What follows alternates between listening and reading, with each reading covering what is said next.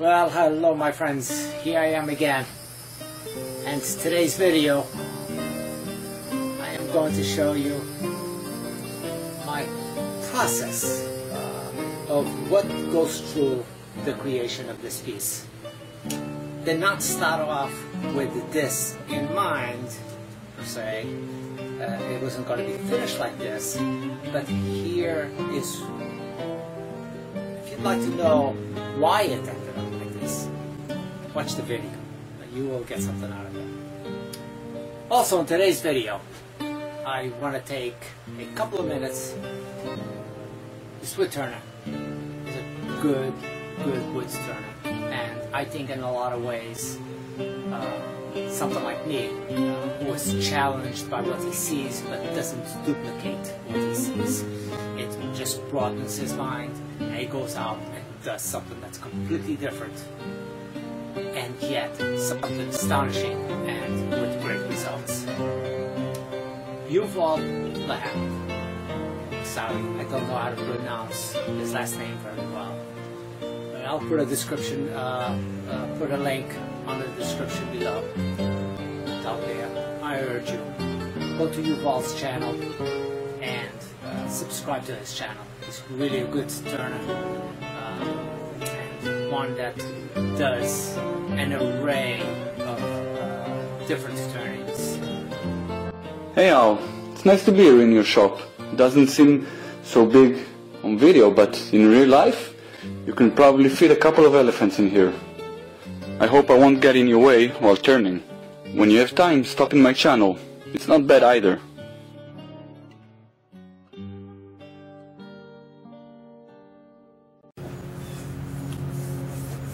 Good morning, my friends. Today it's a very different subject. One which I have not seen much being covered on. So it's going to go a little bit into my thought process on what I believe to be the most challenging tasks that I'm faced with when I come into my shop. Well, today, like I said, making the choice on what we do with a blank is probably one of the most challenging tasks that we are faced with when we come into our shop and deciding on what to do. Now, I got a beautiful eucalyptus blank over here. It's big, I don't know, 9 by 9 roughly, and yes, I do a lot of guessing on measurements, and I like to see how close I am, and I am 9 1/8 by 8.5 on the top because of the bark and the way it rounds over. But if I look at the bottom, it's probably closer to the 9, a little over 9, 9.5 on the bottom. So anyway, so I have a 9 by 9 piece of wood, and I look at this and it's like, oh my God, what a beautiful piece of wood. And first instinct on this is beautiful round bowl. And it would be a beautiful bowl. And I look at this and say, but that's not the only option I have here. So what other options do I have? And that's where it comes in. So you know you got an end like this that's about 9.5 inches to this high tip. And you don't want to cut this up and waste it or ruin it. But today's lesson is never fear whichever direction you go through and whatever you choose to be your subject. Whether if you think that you might have ruined the piece by doing something, so I am specifically going to do something completely opposite of what I think that this piece should be. And if you're going to guess, you should have guessed by now, I am going to cut this down. And cutting it down, I have a funny feeling I'm going to lose well, I know that I will lose any other possibility for this piece of wood, and it will limit myself to what it is that I'm going to create. So I'm going to take it to the bandsaw and I'm going to cut it down, and I will be right back.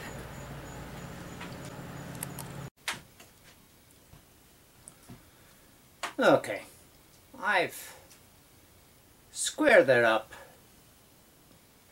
halfway decent and made somewhat of a shape of what I think that the overall shape of this vase is going to be. So I just widened up that area. It doesn't have to be pretty, just enough where it will clear up the shoulders on the jaws, and I'll be able to get in there on a worm screw much better than I would otherwise. And now I will get my grip that I expect out of a worm screw.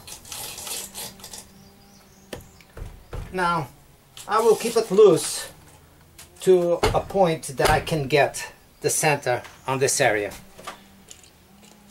And the center on that area,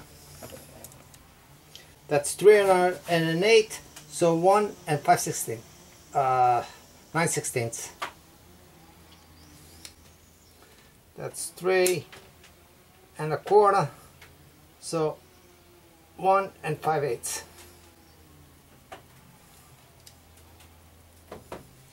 And that's my center point from my live center.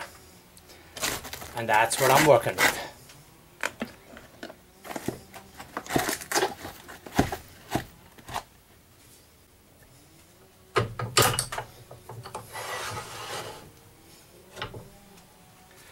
I will keep my live center up for a little bit and see how it's going to go before I do my mortise here. Mortise is going to be a little bit of a challenge still, because I'm not completely bottomed out on my worm screw.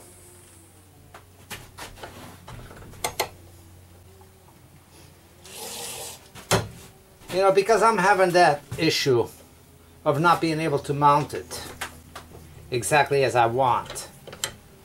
I think I'm actually going to make it as a tenon on this side, and not to say take my chances, but work it with a slightly weaker setting, although that's not what I wanted to do. Now on this piece I have hairline cracks going through here, which were on the pit, or close to the pit of the wood, which is somewhere around here. So I want to treat that up right off the bat. I know that that is a little bit of a problem area. So it's got some sawdust in there as well, but fill it up and lock these fibers together. Now when you're going deep with CA glue into something like this, you gotta make sure that you give it time for it to dry up on the inside, or else you are going to get sprayed with the CA that's deep inside the fibers. It will start drying up a shell on the outside, but once you cut through that shell, it's wet in there. It's like it's in a bottle.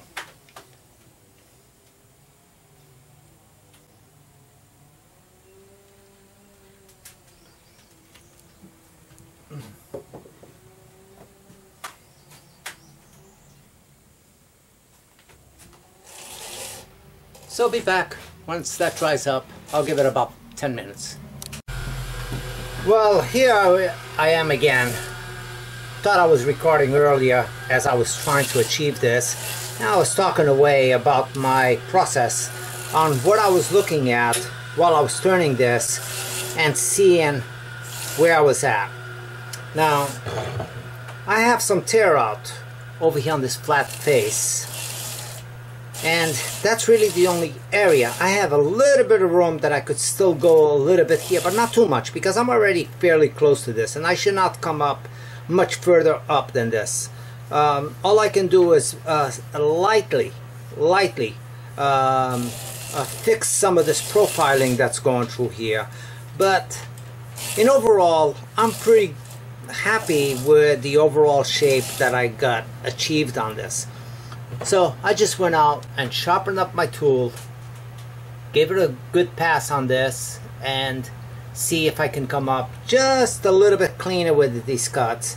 And I got a couple of little lumps on this, so I'm going to see if I can come in here from the outside, riding the bevel at first and adjusting it and riding it all the way down to about here, and then the bottom I will do it from the opposite angle, and that should clear up most of the stare out, even though I have this flat area here that the bandsaw apparently did not even cut, because I got all the fuzzies that I had there before.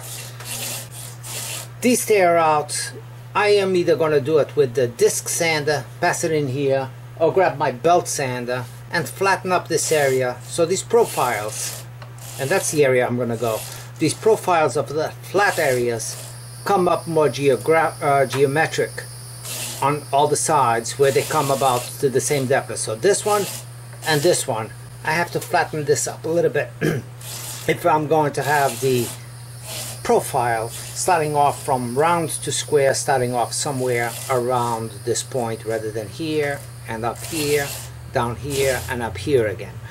And what that means is that my blank is not perfectly square. It means that these two ends are slightly longer than these two ends. So I'm catching the wood first here, that's why it's bringing it up further. So by sending it down, I should be able to bring this profile to somewhere right around here, which will be uniformly all the way down. So I'm gonna first see if what I can do with my cut, and then work this area here.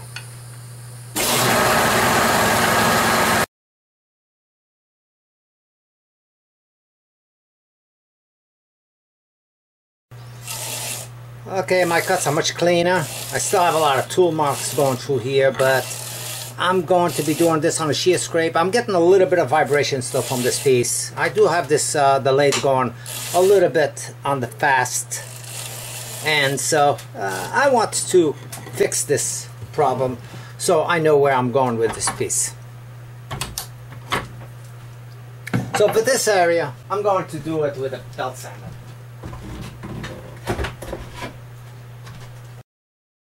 My cut should be a lot cleaner right now, and it is. Got rid of most of the tool marks, just a little bit tear out on this far end, and I'm going to shear scrape that a little bit. It didn't help me much, but I'm going to live with that and finalize that on the sanding. Now these cracks, so I CA'd some of these cracks, but now that I'm deeper in here, I need to add a little bit more CA to these areas. I want to make sure that they don't come out on me and it doesn't split on the turning, because when you're turning, you apply a significant amount of heat to your wood piece, and it's much more prone to split on you when you apply heat to it. So just taking a little extra precaution on that, and so the piece doesn't decide to go flying on me. This looks pretty good. It needs a little bit of sanding, but I'm still getting a significant amount of vibration throughout this whole piece. It's not a weight factor. I think it's an alignment factor more than it is anything else, because the vibration seems to be prominent all the time. And the piece is pretty well balanced right now, so I'm pretty sure that that's what's going on with it. Still, I want to make sure that that CA glue dries up and it doesn't spray out on me. A thing that I do sometimes to assist me is rub a little bit of the finest sawdust into these areas that I put CA in, and if it has a crack of any sort, the sawdust, the fine sawdust, is being pressed in.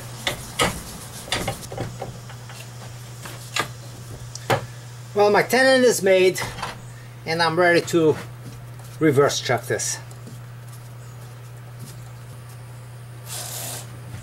Now making sure that this thing holds on is really the only part that is going to be a little bit of a challenge. Like I said, the mortise on this case would work a little bit better than a tenon, but unable to really get the piece mounted on to be able to make one as determined made me go this specific route. I'm going to remove my live center and put in my Jacob's drill bit on here and slow down the lathe significantly for drilling. You have to slow down or else you're going to burn out your tips, your bits. So I'm going to slow it down. I'm going to speed it up to about 1,000 RPM or so. Or 1,200.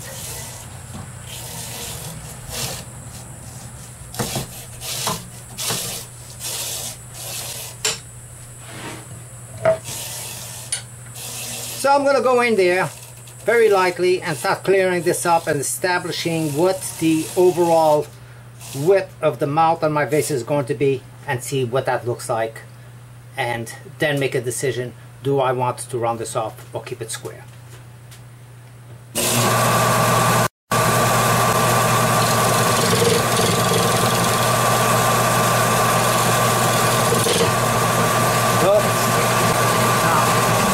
Lost it off axis a little bit. That little catch that I just got, probably right here, just threw me off.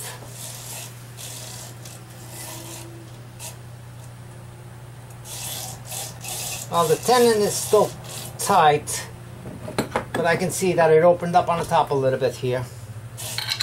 So loosen it up and get that grip back again. Now that catch could very well be that it just dictated that I can no longer keep this as a natural edge because of how far it came out on this side. I'm very close to this edge, so who knows what happens by the time I get here.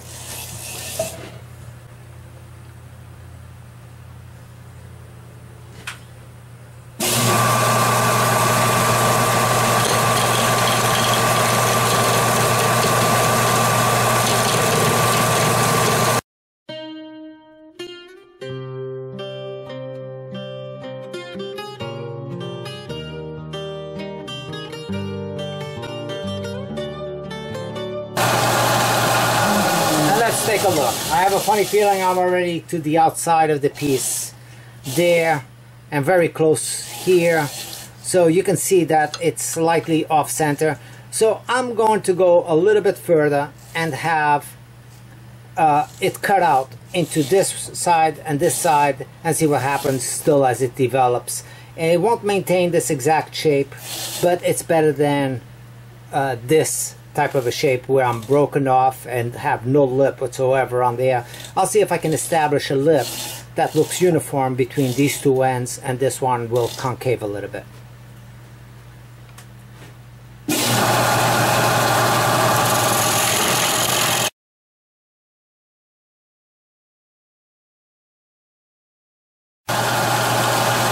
This is definitely a turning that a steady rest would go a long ways to assist you on the turning. I really wish that I could drop this down a little bit on this side to bring it a little bit closer to its dimensions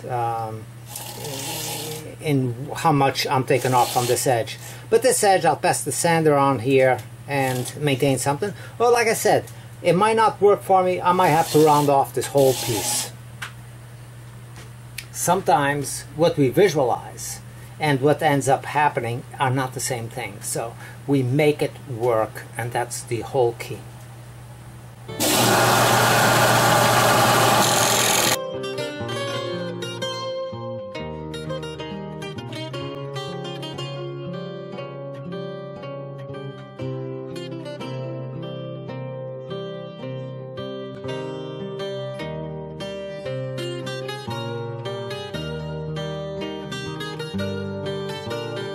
This is all end grain. and very dry eucalyptus. So the wood is very hard, and I cannot go in there very aggressive for several reasons. One of them is a catch. The piece will definitely come flying off. And the second one is I would be putting myself into some dangers that are not needed for me to take. You know, always try to get the job done, but try to get it done in a way that you know, you're not gonna get hurt in the end results. Now I'm bringing my tool rest in closer, so I'm not getting quite as much vibration, and I'm maintaining fairly close to the edge of my tool all the time.